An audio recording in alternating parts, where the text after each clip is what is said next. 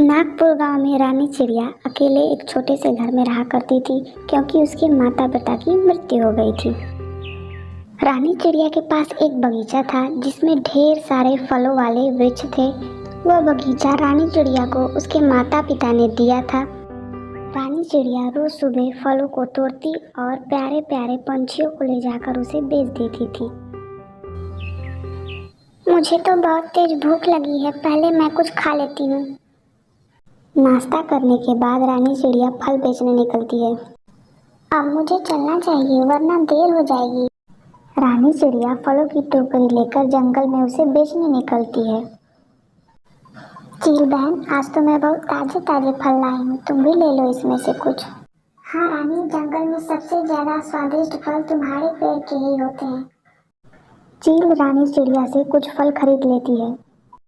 आज तो सारे फल बिक गए, मजा ही आ गया। कल मैं शॉपिंग करने चलूंगी। इतने सारे पैसों से मैं अपने लिए ढेर सारे कपड़े और मेकअप के सामान खरीदूंगी। खिड़की के बाहर से गुज्जर चिड़िया ये सब कुछ देख रहा होता है। अरे वाह, इतने सारे पैसे, मुझे भी इतने सारे पैसे कमाने हैं।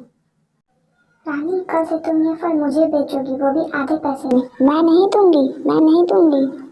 मैं तुम्हें ये फल आधे दाम में क्यों दूं जब मुझे इसके पूरे दाम मिल रहे हैं तो। रानी चिड़िया मुखिया के पास जाती है। मुखिया जी, मुझसे मेरे फल आधे दाम में खरीदकर गुज्जर उसे दोगुना दाम में बेचना चाहता है। मैं उसे अपने फल नहीं दूंगी। ओहो रानी, तुम चिंता मत करो, चलो मैं उस गुज्जर का दिमाग ठिकाने लगाती हूँ। हे गुज्जर, तेरी हिम्मत कैसे हुई यहाँ रानी चिड़िया को परेशान करने की? ज्यादा उड़ेगा ना तो तुझे यहीं पीट कर धूप में सूखने के लिए छोड़ दूंगी। 10 दिन बीत जाने के बाद रानी बहन, कहाँ हो? घर से जल्दी बाहर निकलो, मुझे तुमसे फल खरीदने हैं। कितने दिन हो गए तुम फल बेचने आई ही नहीं, ऐसा क्या हो गया? जल्दी बाहर आओ।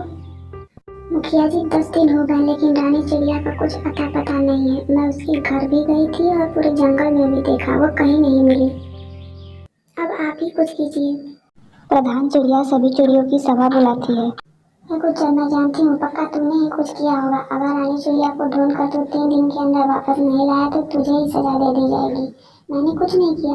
प्रधान चिड़िया जब अपने घर वापस जाती है तो उसे अपने घर में अजीबोगरीब आवाज सुनाई देती है और दीवार पर लिखा हुआ होता है कि मैं तुम्हें मार दूंगी। प्रधान चिड़िया के पसीने छूटने लगते हैं। वह इधर उधर देखती है तो उसे खिड़की के बाहर रानी चिड़िया की परछाई नजर आती है।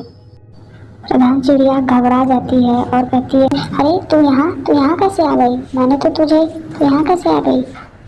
प्रधान चिड़िया घर के बाहर जाती है तो उसे कुछ नजर नहीं आता है और जैसे ही वह पीछे मुड़कर देखती है उसे रानी चिड़िया का भूत डरा देता है और वह वहीं बेहोश हो जाती है।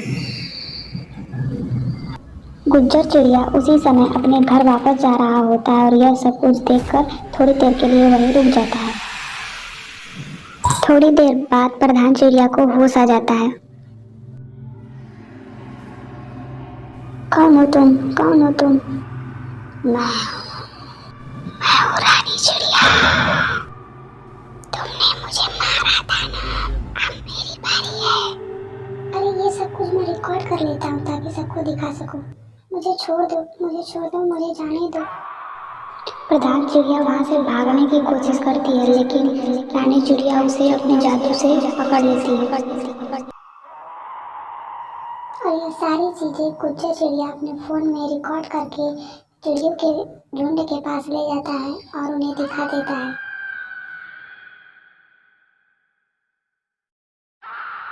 मुझे जाने दो, छोड़ो मुझे, मत मारो। हमें पुलिस के पास चलना चाहिए। ये सारी बात हम उन्हें बताएंगे और प्रधान को जेल में डलवाएंगे। इसके बाद जब पुलिस वहां पहुंची तो प्रधान चिड़िया ने रोते रोते पुलिस को सारी बातें बता दी कि कैसे उसने लालच में आकर रानी चिड़िया को अपने घर बुलाया और उसे चाकू मारकर उसकी हत्या कर दी ताकि उसका बगीचा वो खुद ले ले। पुलिस ने प्रधान चिड़िया को जेल में डाल दिया। रानी चिड़िया को इंसाफ दिलाने में गुज्जर ने बहुत मदद की, इसलिए रानी चिड़िया ने खुश होकर अपना सारा बगीचा गुज्जर को दे दिया।